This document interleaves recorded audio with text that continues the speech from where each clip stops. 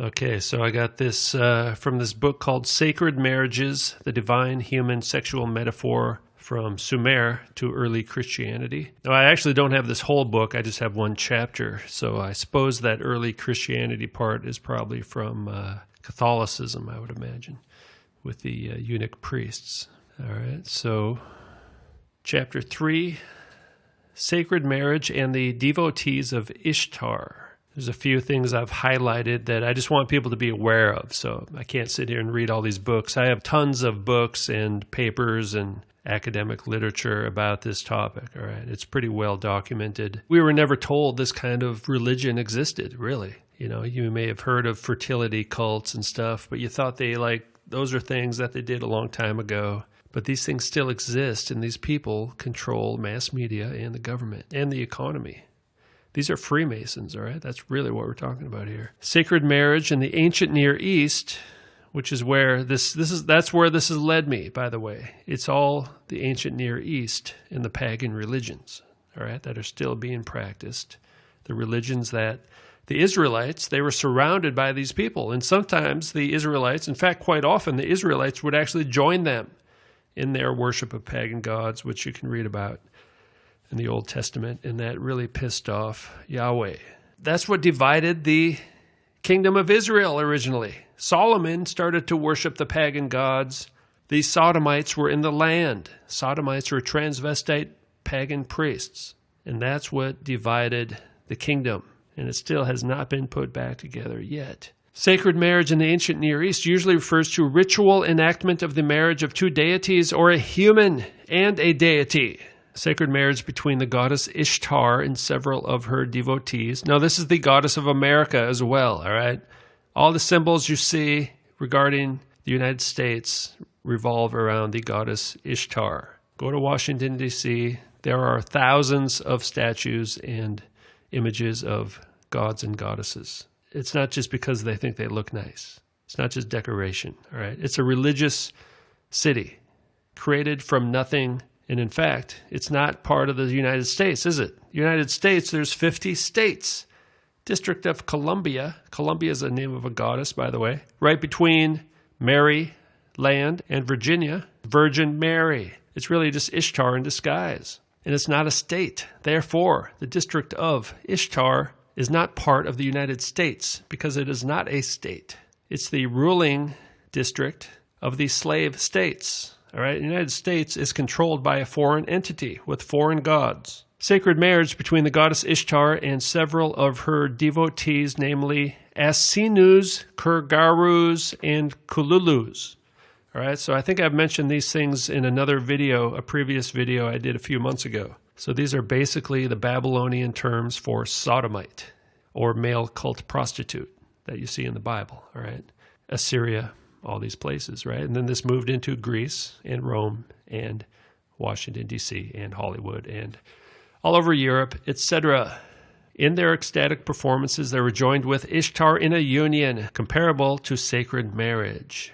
Actually, the devotees did not enter into regular marriage. The goddess they served was the only woman in their lives. Self-partnered.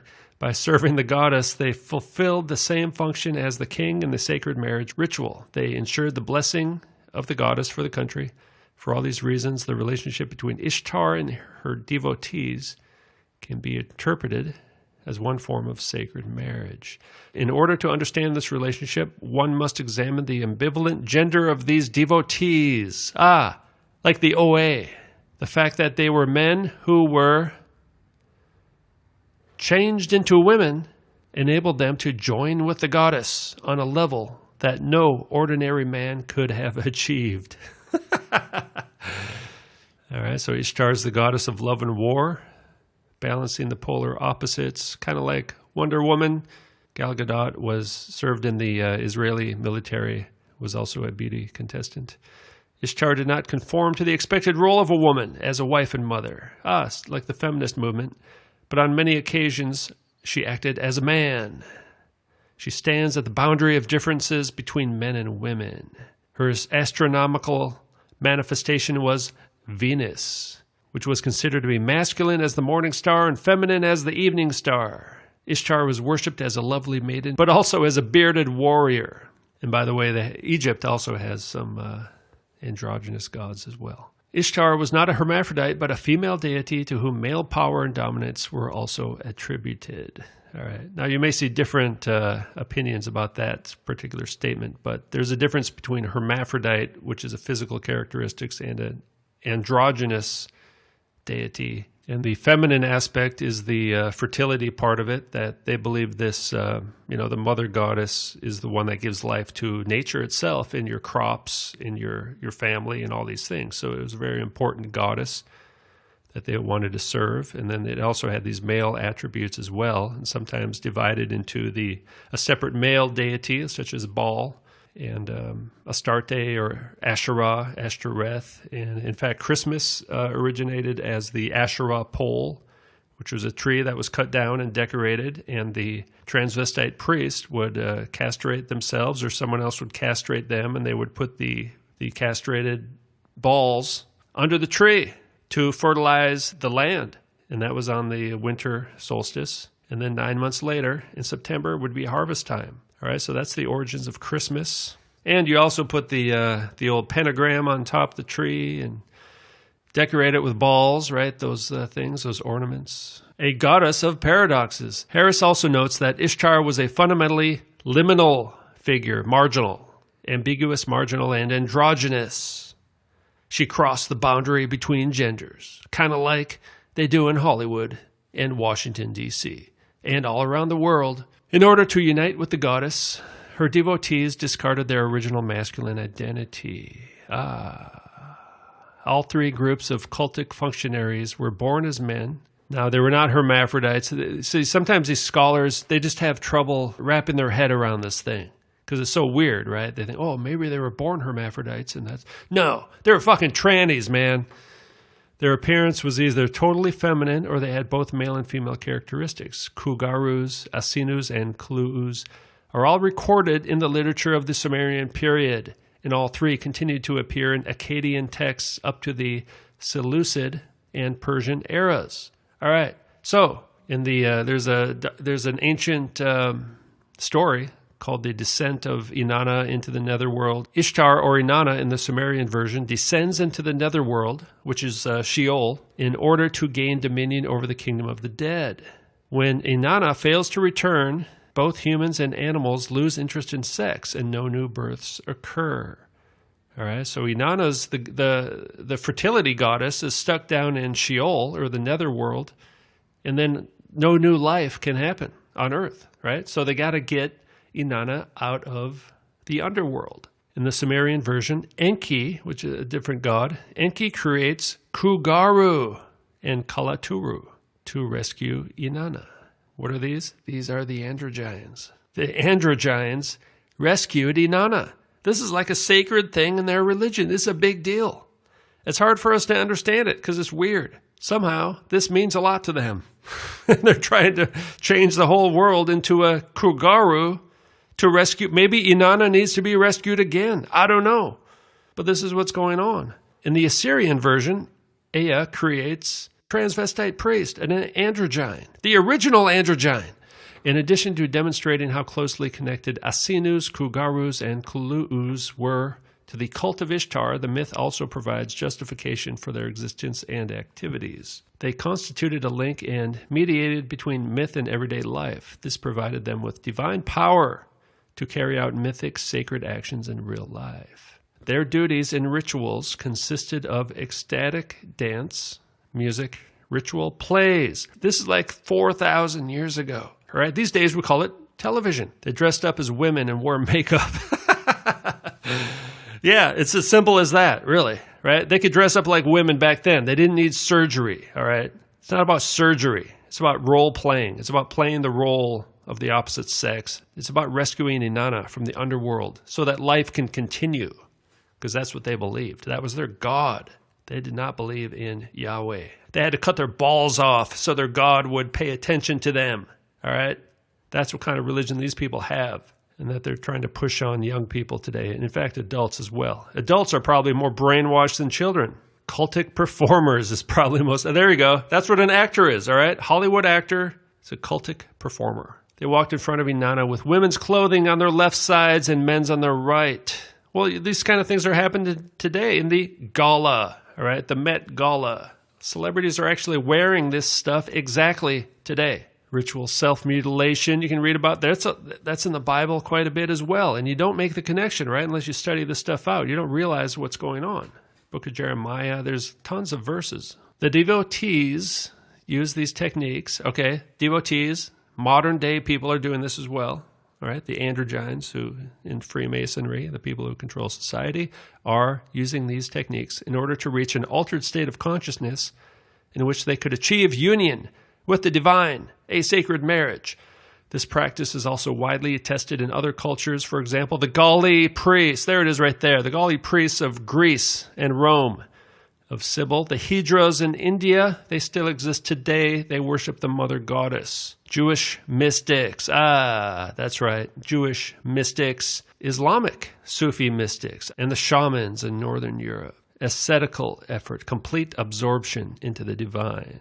The ascetics resemble the boundary-breaking devotees of Ishtar. Their ambiguous gender role appears to have been represented by the word sinisanu, literally meaning woman-like. Connection within a sinu. The devotees had a sexual role as well, sexual duties in the cult of Ishtar. So yeah, they were, like in some versions of the Bible, it says male cult prostitutes. Well, that's part of their role. Yeah, that's one thing they did, and they would make money for the temple and for themselves, just like the Hydra do today in India. They're both priests and prostitutes, all right? But it wasn't the only thing they did. They sang, and they danced, and they acted. And they worked in the government as well. There were prophets. Actually, I have a book that has actual prophecies and poems written by these Asinu. Kugarus and Asinus also participated as actors in a ritual that was possibly aimed at a sexual rival. The devotees sometimes participated in same-sex relations. It meant touching the goddess through her earthly representative. Yeah. You can see all this acted out on Netflix today. Asinu. Asinus are the best documented, devotees of Ishtar from Sumerian times until the Neo-Assyrian period. Their gender is definitely ambiguous. Ursal means a man-woman, literally dog-woman. There's other verses in the Bible that talk about the price of a dog and stuff, and you wouldn't notice that these are references to the transvestites. The Asinus can also be viewed as purification priests. Some Asinus were prophets. There is a clear connection between ambiguous gender and prophecy. Kugarus, 2000 BC, according to Will Roscoe. Now, that's the paper I showed you guys before. That's a really excellent resource. The rites of Kugarus were aimed at first provoking divine fury in the form of ritual chaos or liminality, and then resolving it. The dance, accompanied by music, probably involved bloodletting, possibly in a trance. That's why they have this thing with blood. It's all connected, all right?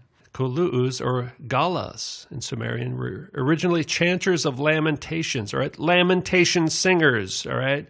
Like Lana Del Rey, 3rd millennium BC. Singing lamentations was originally a task for women who were slowly replaced. Although the male singers, the galas, replaced women, they maintained the female forms of the profession and adapted their gender identity accordingly. There's evidence that the galas may have been engaged in same-sex relations.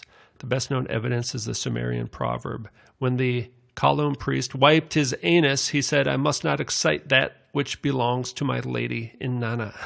That's the only hole you got, down there at least. The negative attitude toward the galas is also reflected in the term itself, which was written using the signs penis and anus. All right, kind of puts things in perspective in a nauseating kind of way.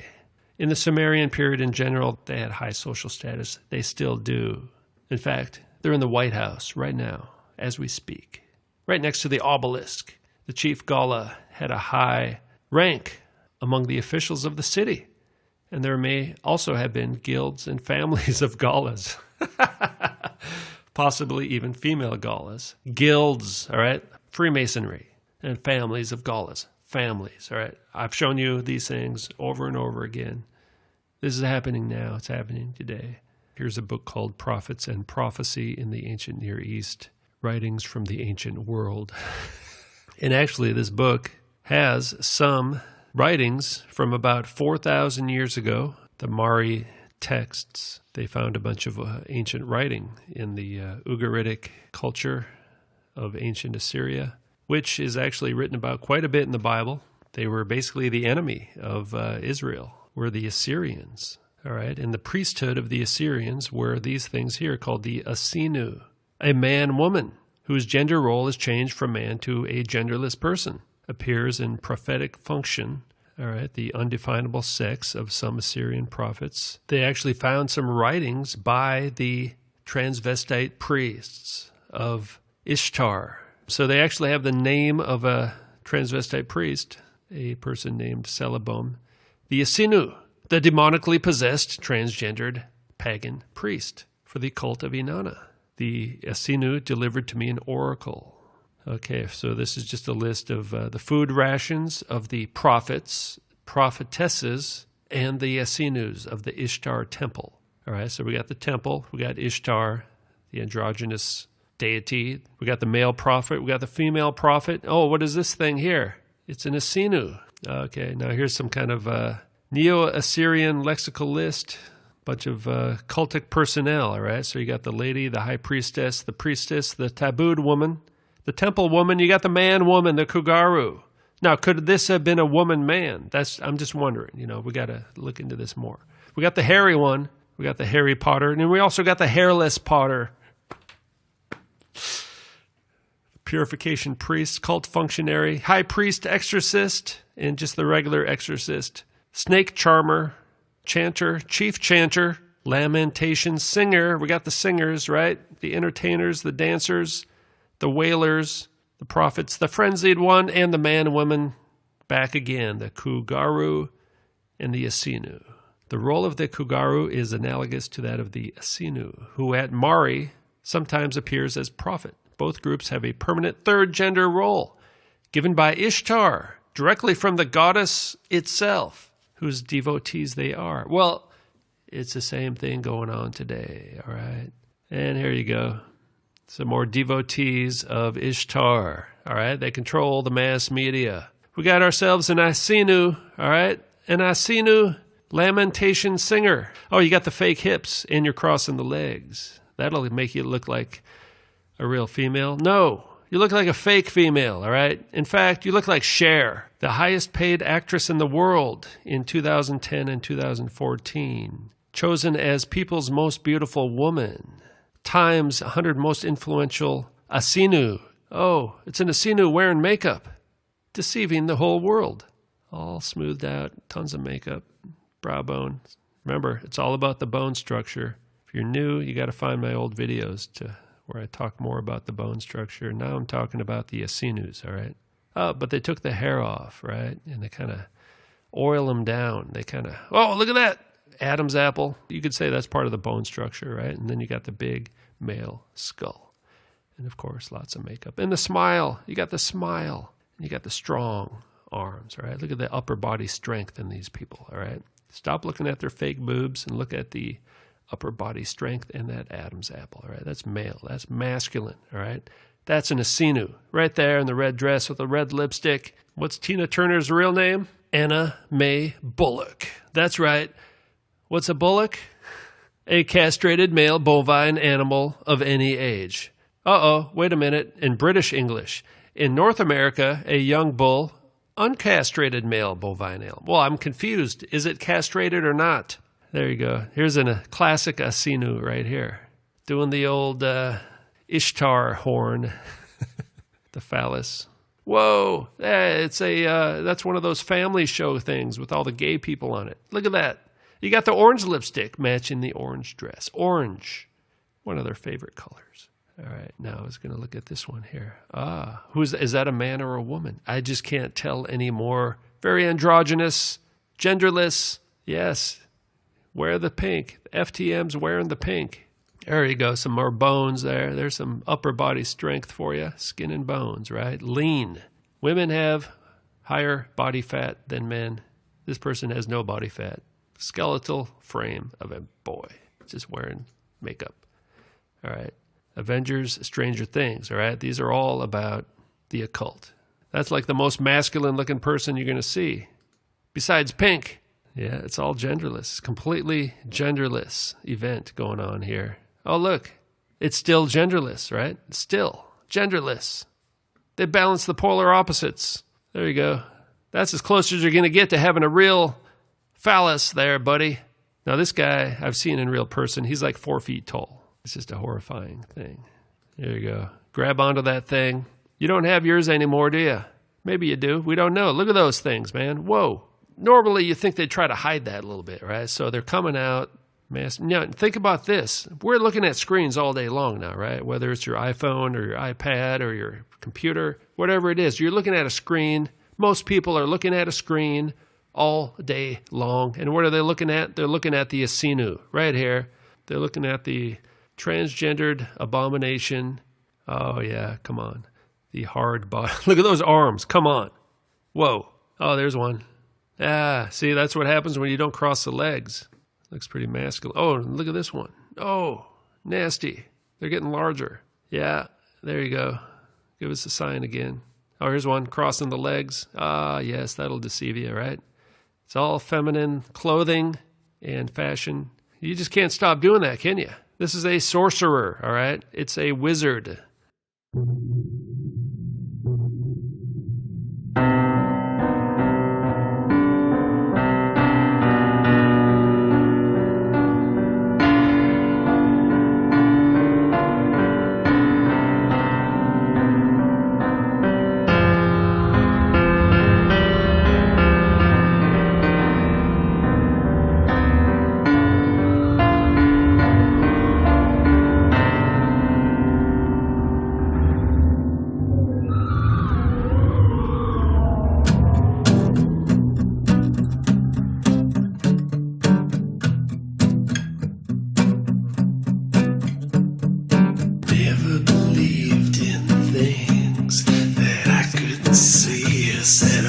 Can't feel it, then how can it be? No magic could happen to me. And then I saw you, I couldn't believe it. You were so tall, I couldn't retrieve it. I said to myself, what's it all about? Now there can be no doubt.